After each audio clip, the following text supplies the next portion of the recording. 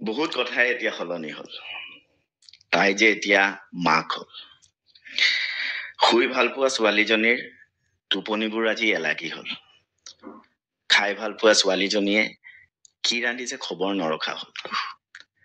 ফুৰি ভাল পোৱা ছোৱালীজনী ঘৰৰ ভিতৰতে আবদ্ধ হ'ল। বহুত কথাই হঠাতে সলনি হ'ল। তাই যে এতিয়া মাক হ'ল।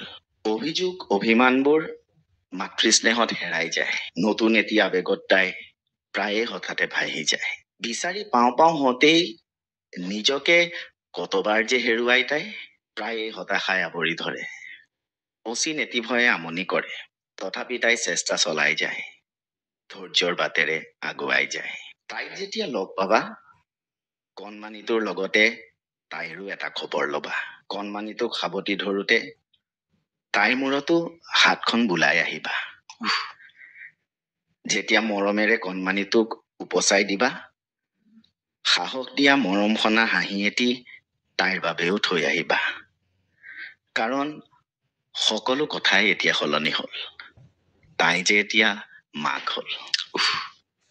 বহুত কথাই এতিয়া সলনি